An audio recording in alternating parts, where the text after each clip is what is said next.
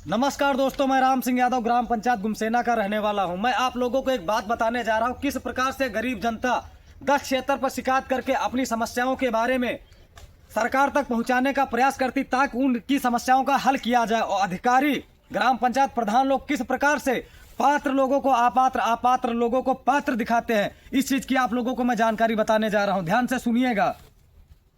सेवा में माननीय मुख्यमंत्री जी, उत्तर प्रदेश शासन लखनऊ, विषय ग्राम पंचायत गुमसेना, विकास खंड माल, जनपद लखनऊ। प्रधानमंत्री आवास के मांग के संबंध में महोदय जी, मैं कोविड महामारी से पहले अपने उत्तर प्रदेश को छोड़कर महाराष्ट्र में सिलाई का काम कर रहा था।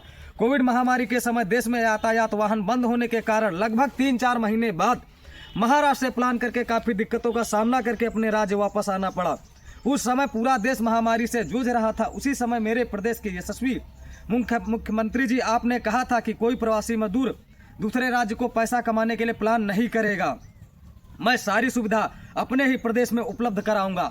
14 दिन क्वारंटाइन सेंटर में रहने के बाद हमारे पास फोन आया कि आपको सिलाई का काम यहाँ पर मिलेगा, आप करोगे? मैंने कहा जी बिल्कुल करूंगा, अगर यहाँ पे काम। मौसम सम्मान योजना के अंतर्गत 6 दिवस प्रशिक्षण के बाद टूल किट प्राप्त हुआ। एक जनपद एक उत्पाद योजना के माध्यम से मुझे बैंक लोन करा दिया गया। जो मेरा घर गांव से बाहर रोड पर बना हुआ, छोटी छोटी दीवारें बनी हुई। जो घर मेरा गांव के अंदर बना हुआ, 2 कमरे 2 बरामदे बने हुए हैं। बाकी 7 सिलाई मशीन मेरे पास रखी है। मैं काम कर रहा था। बारिश से कपड़ा मशीन भीग गई। जिस जगह पर काम कर रहा हूं वहां छोटी छोटी दीवारें खड़ी हैं। गांव में परिवार के साथ में किसी बाहरी व्यक्ति के साथ में काम नहीं किया जा सकता। अब बैंक मैनेजर पैसा जमा करने के लिए बोल रहे हैं। बिजली विभाग वाले व्यवसायिक कनेक्शन के लिए बोल रहे हैं। एक मशीन के साथ ना व्यवसायिक कनेक्शन कराया जा सकता है। मैं ही नहीं, मेरे साथ कई बेरोजगार लोगों को रोजगार मिल जाएगा। मैंने सोच लिया था कि मेरे प्रदेश में सारी सुविधा उपलब्ध होगी, मैं पैसा कमाने के लिए बाहर नहीं जाऊंगा। अब मैं एक मशीन चलाकर परिवार चलाऊं या बैंक का लोन जमा करूं, मुझे जहां तक जानकारी थी, जहां तक जानकारी है, शायद विकास खंड माल ब्लॉक में मैं ही प्रवासी मजदूर एक रहा हूं जो आज तक रोजगार के लिए महाराष्ट्र नहीं गया हूं,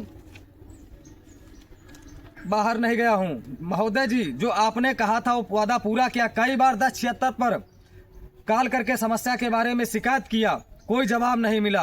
किस प्रकार से बैंक का लोन जमा करूं, अन्यथा मुझे मानसिक रूप से परेशान ना किया जाए। जब मैं जगह पूर्ण रूप से सुरक्षित बना लूंगा, बैंक का लोन अदा कर दूंगा। महोदय जी, जांच कराकर समस्या का समाधान किया जाए। अगर लिखने में कोई गलती हो गई हो उसके लिए मैं क्षमा प्रार्थी हूँ। महोदय जी, मुझे बताकर जाँच की जाए। अगर मैं पात्र हूं तो आवास देने की कृपा करें, आपकी महान कृपा होगी। कई बार 1076 पर शिकायत करने के बाद में वहां से आदेश हुआ था, उसके बारे में भी आप लोगों को बताने जा रहा हूं। वहां से जो आदेश आया था, लिखा था, मांगकर्ता द्वारा मांग की गई कि आवेदक का नाम राम सिंह यादव, पिता का नाम वीरेंद्र सिंह यादव, ग्राम का नाम गुमसेना, प्रधान का नाम रामकुमार, सचिव का नाम असरेंद्र सिंह, आवेदन संख्या, आधार कार्ड संख्या। आवेदक ने आवेदन किया था पर कोई आज तक लाभ नहीं दिया गया। जो कि एक प्रवासी मजदूर है। आवेदक प्रधानमंत्री ग्रामीण आवास योजना के अंतर्गत आवास प्राप्त करना चाहता है, कृपया आवास का लाभ दिया जाए। हमारी ग्राम पंचायत में जो 25 नाम मुख्यमंत्री जीरो पॉवर्टी योजना के अंतर्गत चयन हुए हैं, क्या ये लोग पात्र हैं? क्या इन लोगों के पास जमीन नहीं है? क्या ये लोग पात्र है? इस चीज का जवाब दिया जाए। अगर शरीर तो जिंदा, आत्मा तो मर चुकी है, इस बात का जवाब दें कि ये लोग पात्र हैं। इस प्रकार से सरकार के द्वारा दी गई योजनाओं का भ्रष्टाचार और अपात्र लोगों को दिया जाता है, बाकी गरीब लोगों तक उनका लाभ पहुंचाया ही नहीं जाता है। और जब कोई सच के लिए आवाज उठाता तो उसकी आवाज दबाने के लिए कितने प्रयत्न किए जाते हैं, कितने प्रयास किए जाते हैं, ये सिर्फ मैं जानता हूं, या हमारे साथ के लोग जानते हैं, या हमारे गांव के लोग जानते हैं। लेकिन सच